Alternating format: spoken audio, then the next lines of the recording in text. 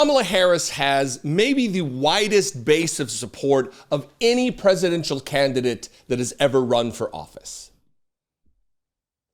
A Democrat. Several billionaires are out there campaigning for her. We'll get to that. We're talking about, obviously, Mark Cuban in this.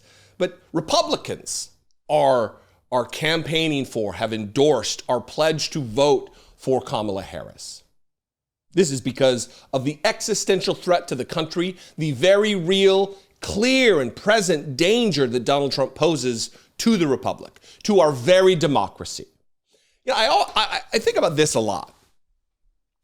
That so many people make arguments against Donald Trump, like, oh, well, his policies are going to add to the debt and the deficit, and the tariffs and the mass deportation, and all that's terrible. All of that is a decimation of our culture, of our political system, of the country we aspire to be. Absolutely.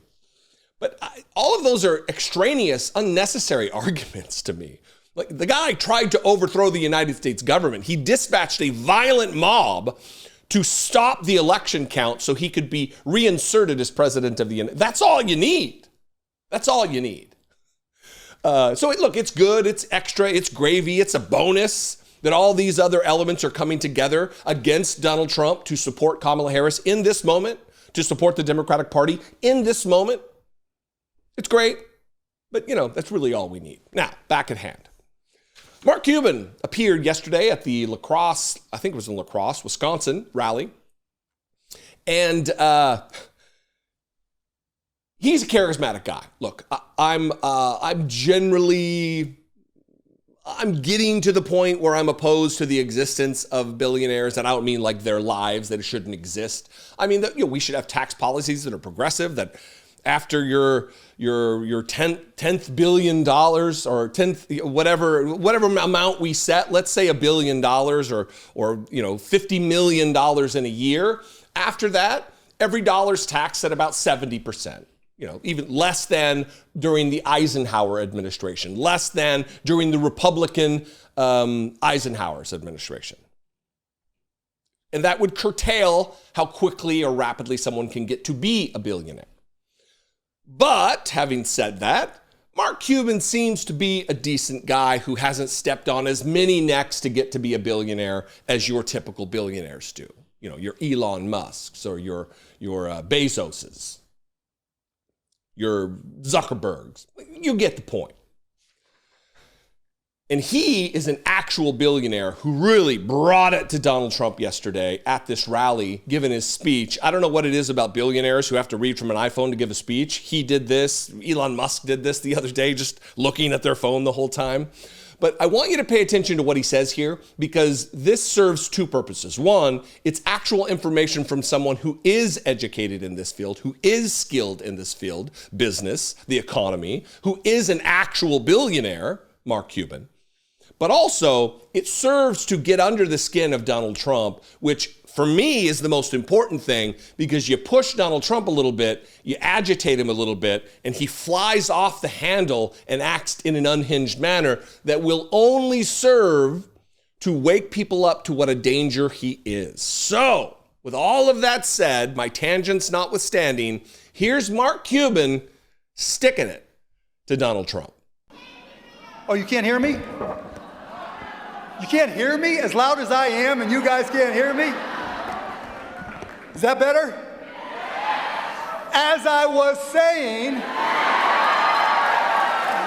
she knows that small businesses are an integral part of our community, that we grow up with them, and she wants to help those businesses grow because she knows that maybe one of you here right now will start a business that turns into the next Google, that turns into the next Nike. And I want all of you to just ask yourself, why not me? Why can't I be the one that starts that business? Why can't I be the one that changes the world because I took that first step to start that business, and Kamala Harris helped me take that first step? That's why what she is doing is so important.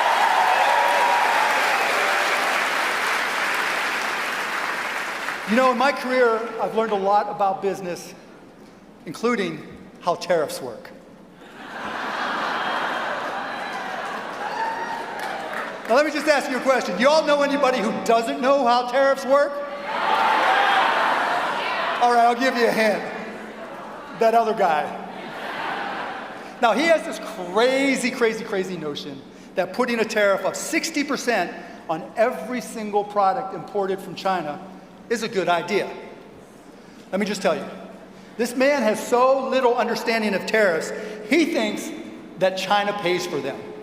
This is the same guy who also thought that Mexico would pay for the wall. So there's no Mexico.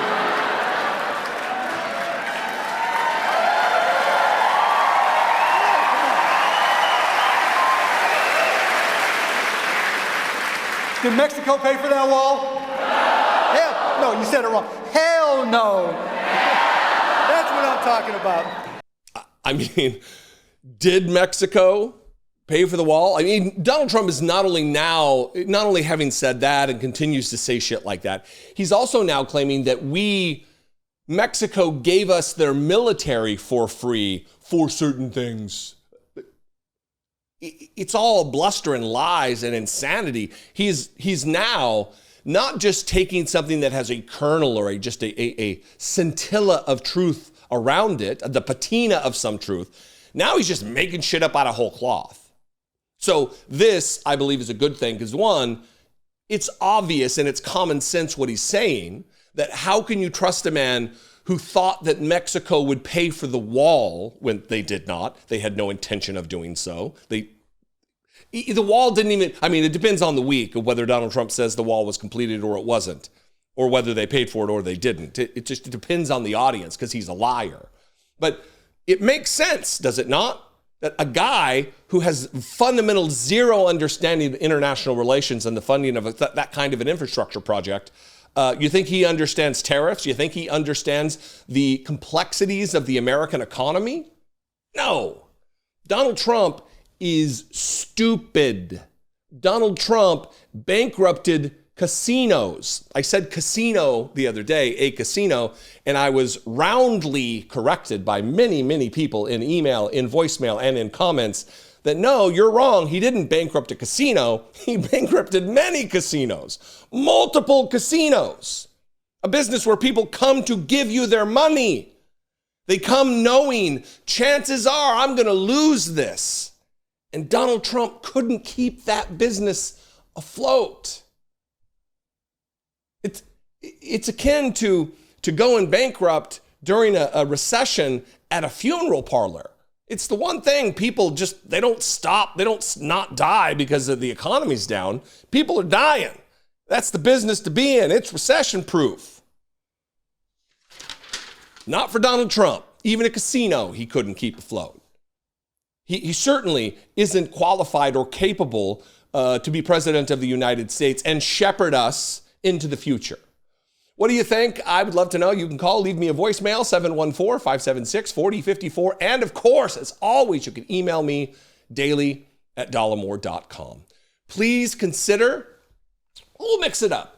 Consider following me on social media. If you're already there and you like a terrible time, I'm at Dollemore. Twitter, Instagram, Threads, TikTok, Facebook, Blue Sky. Did I miss any? All of those places at Dollemore is where you can find me.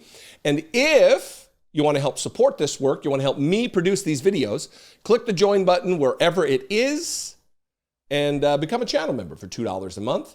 I know it doesn't sound like $1.99 is a lot. And, you know, that's what's so great about it. If I'm able to marshal, if we can make it scale, as what was her name? Sarah Cooper, you know, the lip sync girl, the Trump lip sync person. She had a joke that was very funny about things that you can say to make yourself sound businessy. You like these tangents? And she says you have to say something like, will it scale? And then it makes you sound smart.